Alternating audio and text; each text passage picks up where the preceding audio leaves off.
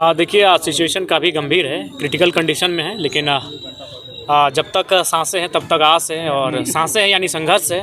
और निस्संदेह हम प्रार्थना करते हैं कि कोई अनहोनी ना हो और वो स्वस्थ हों। हालांकि डॉक्टर ने बताया कि सिचुएशन जो है काफ़ी मतलब गंभीर है, और ये कहीं ना कहीं सिस्टम की लापरवाही है, और बिल्कुल संवेदनहीनता भी है। विशेषकर वीडियो महोदया जो वहाँ की है, उनकी संवेदनहीनता है। अगर उनके परिवार के लोग होते हैं तो क्या वो इसी प्रकार की संवेदनहीनता होती? नहीं होती, संवेदना होती, भावना होती। जबकि उनको मालूम था कि ये शख्स पत्र लिख चुके हैं, उनको मालूम था कि वे प्रखंड परिसर में आत्महत्या का प्रयास करेंगे, तो सबसे पहला काम जो प्रखंड विकास पदाधिकारी है, उनको तो सबसे पहले स्थानीय थाना प्रभारी को सूचना देना चाहिए था, या फिर अपने 2 स्टाफ को वहाँ पर डिप्यूट करना चाहिए था कि यदि सुखलाल महतो आते हैं तो उनको आप अपने कस्टडी में ले लीजिएगा, ताकि वो कोई ऐसी घटना ना करे। चूँकि निसंदेह आत्महत्या करना भी एक अपराध है, तो उनको उस अपराध से रोकने के लिए पुलिस थी। आप प्रखंड विकास पदाधिकारी हैं, आप पुलिस को सूचना देते हैं, आपके कुछ ही कदम में वहाँ थाना है, आप थाना प्रभारी को सूचना देते हैं कि आप इनको कस्टडी में ले लें। यानी आप बिल्कुल वहाँ उन्होंने गैर जिम्मेदाराना हरकत किया।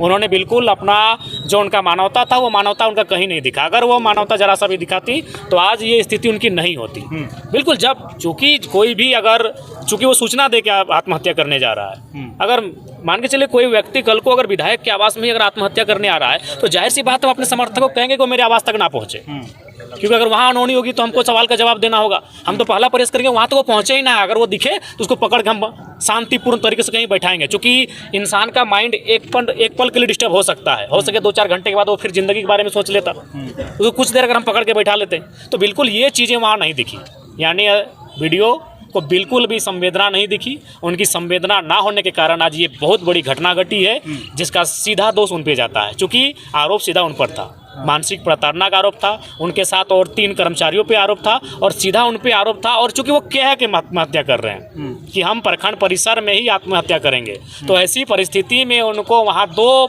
प्रखंड कार्यालय के 2 सिपाही या फिर 2 स्टाफ को वहाँ डिप्यूट करना चाहिए था कि जैसे ही पंचायत सचिव सुखलाल महतो आएंगे, उनको आप अपने कस्टडी में ले लें, या फिर उनको स्थानीय डुमरी थाना प्रभारी को सूचना देना चाहिए था कि अमुक शख्स जैसे आएगा आप उनको गिरफ्त में ले लें। 4 घंटा बैठा के रखते, 4 घंटा के बाद जाहिर सी बात है उनके दिमाग में परिवर्तन होता, लेकिन ये चीज़ें वहाँ नहीं दिखी। इसका मतलब ये स्पष्ट है कि जो लोग सरकारी पदों पर है, जिन लोगों पर इस राज्य को, इस देश को संवारने का जिम्मा है, वे लोग भी बिल्कुल घोर असंवेदनशील हो चुके हैं। ऐसी नौबत क्यों आई जयराम जी, क्या लगता है? टीम गठन किया गया है, कितनी उम्मीद है? देखिए, निसंदेह आज जिस प्रकार से ये किसी एक ब्लॉक का नहीं है, झारखंड के लगभग हर एक ब्लॉक का विषय है कि आज ब्लॉक में जो है जिस प्रकार की व्यवस्था है। कुछ दिन पहले ही आपके गिरिडीह जिला में एक ब्लॉक में सीधे पथराव ही हुआ था, बीडीओ और सीओ की गाड़ी पे खूब जोरदार तोड़फोड़ हुआ था, जनता ने ये किया था।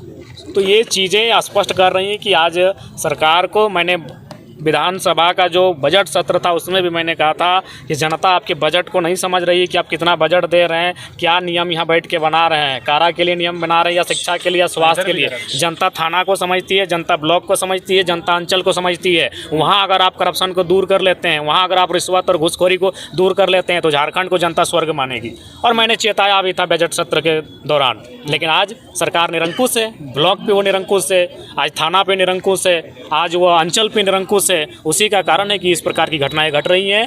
और निसंदेह मैं तो स्पष्ट कहता हूं, अब यहाँ से जाने के बाद मैं व्यक्तिगत तौर पर मैं जो जितने भी मेरे विधानसभा के अंतर्गत प्रखंड है, उनमें जितने भी स्टाफ कार्यरत हैं, मैं उनके तमाम कुंडली को खंगालूंगा। और जिनमें भी हमें जरा भी संदेह होगा आय से अधिक संपत्ति का, जिनमें हमें जरा सा भी संदेह होगा कि उन्होंने गलत तरीके से कुछ धनराशि जमा किया है, हम फौरन, जिस प्रकार हमने माननीय मंत्री महोदय को पत्र लिखा है, हम एसीबी को पत्र लिखकर उन पर कार्रवाई करने, उन पर जाँच करने के लिए हम कहेंगे। जयराम जी, कौन सा मामला को लेकर उन्हें प्रताड़ित किया जाता है? देखिए, जहाँ तक हमने थोड़ा सा, चूँकि हम भी आउट ऑफ स्टेट थे और हम सुबह ही आए हैं, तो जब हम आके जांच पड़ताल किए, मैंने जानने का प्रयास किया कि क्या मसला है, तो सामने आया, चूँकि वह पंचायत सचिव हैं, तो जो अबुआ आवास है, इंदिरा आवास है, प्रधानमंत्री आवास है, उन पर वो देख रेख करते हैं। तो बगल के जो रोजगार सेवक हैं और उस जो जिस पंचायत में थे, वहाँ के जो मुखिया है पति, उनका शायद कोई संबंध था, वो दबाव बना रहे थे किसी मतलब ऐसे व्यक्ति को आवास देने के लिए जिनका शायद अच्छा खासा 4 या 6 कमरा है। तो ये बुजुर्ग आदमी लोग थोड़ा सा पैसे लोभ का लालच बहुत कम करते हैं। इन्होंने स्पष्ट कह दिया कि ये प्रोटोकॉल का उल्लंघन है, उनका अच्छा खासा इनकम होता है, उनके पास ऑलरेडी पहले से आवास है। इस तरह के मामले आए और चूंकि एक मामला सामने जो आ रहा है ये आ रहा है कि वहाँ पर मतलब प्रखंड के लोग जो डाटा ऑपरेटर अपना बैठा के रखे हैं, BDO CO, उन लोग क्या करता है कि इनडायरेक्ट रूप से एक उगाही करने का वो लोग काम करते हैं। तो उसमें इनको शायद प्रेशर बनाया जा रहा था, जैसा हमें सूचना मिली है। उसके बाद हमने तो स्पष्ट भाई जांच करने के लिए विभागीय मंत्री से बात किया है, उनसे टेलीफोनिक भी बात हुई है, उनसे निसंदेह अब देखते हैं, दूध का दूध और पानी का पानी होगा। लेकिन आज कम से कम इस लोकतांत्रिक मूल्यों को अगर बचा के रखना है तो कम से कम थाना, ब्लॉक, इन पर आम जनता की आस्था बनी रहे, उसके लिए अगर ब्लॉक परिसर में इतनी बड़ी घटना घटी है तो उस पर त्वरित कार्रवाई करनी चाहिए, जांच करनी चाहिए और एक निष्कर्ष पे आना चाहिए। मुख्यमंत्री को भी पत्र लिखेंगे आप? नहीं, देखेंगे, जब इनसे नहीं होगा तो निसंदेह लिखेंगे। चूँकि ये ब्लॉक का मामला है, ब्लॉक ग्रामीण विकास का मामला है, तो मैंने ग्रामीण विकास विभाग की जो मंत्री हैं हमारी दीदी दीपेश सिंह पांडे जी को, उन्होंने मैंने रात के लगभग 2:30 से 3 बजे के बीच पत्र लिखा है। मैंने रास्ते में ही पत्र को लिखा है। लिखा है कि आंदोलन करूंगा मैं भ्रष्टाचार के खिलाफ।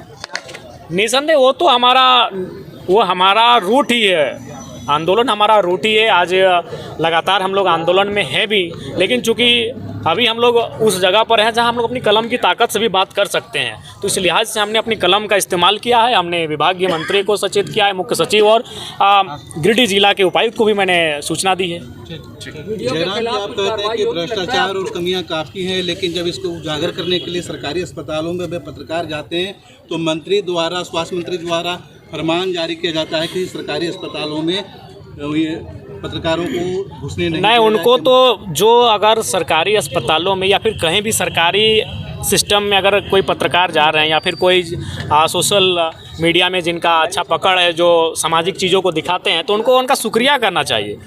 सरकार को अपने आलोचकों का शुक्रिया करना चाहिए कि वो आलोचक उनकी आलोचनाएं वहाँ करती हैं जहाँ खामियां हैं, और उनको उनकी खामियों को दुरुस्त करना चाहिए। तो मैं तो बार बार कहता हूँ, आलोचक आपके सबसे बड़े मित्र हैं, तो अगर मीडिया उनकी आलोचना करके उनकी खामियों को दिखा रही है तो उन्हें उनकी सराहना करनी चाहिए और अपनी खामियों को दुरुस्त करनी चाहिए। इरफान अंसारी ऐसा करते हैं। देखिए, इरफान अंसारी जी जानते हैं, वो बड़े बोलने हैं, बोलकर ही मशहूर हैं, और बिल्कुल निसंदेह उन्हें अगर उन्होंने ऐसा कहा है तो ये दुर्भाग्यपूर्ण है। झारखंड का स्वास्थ्य जो स्थिति है मौजूदा समय में, आपको क्या लगता है अभी जो इलाज चल रहा है, खास करके रिम्स की बात कर ले या फिर और जो सरकारी अस्पताल है, वो वाकई जो है खुद इलाज की ज़रूरत है उनको? जी निसंदेह, मैंने बार बार कहा है कि रिम्स का वजन काफ़ी ज़्यादा हो चुका है। आज दूसरा रिम्स नहीं, हमें लगता है कि कम से कम प्रत्येक प्रमंडल में प्रयास होना चाहिए रिम्स जैसा अस्पताल हो, और जहां उपकरण ठीक ठाक हो, जहां फैसिलिटीज़ ठीक ठाक हो और डॉक्टरों की संख्या ठीक ठाक हो और उनकी लगन और तत्परता ठीक ठाक हो। आप अकेले हर जगह कैसे देखेंगे विधायक जी? देखिए, ये तो आपका भी कहना बहुत उचित सवाल है आपका, लेकिन प्रयास है, चूँकि अभी यंग है, एनर्जेटिक है, ऊर्जा है, वही ऊर्जा है जो हमें यहाँ तक कभी डुमरी, कभी रांची, कभी हजारीबाग, कभी चतरा तक लेके जाती है, और लोगों की दुआएं हैं, उन दुआओं में ताकत है। तो बनाए रखना है ऊर्जा।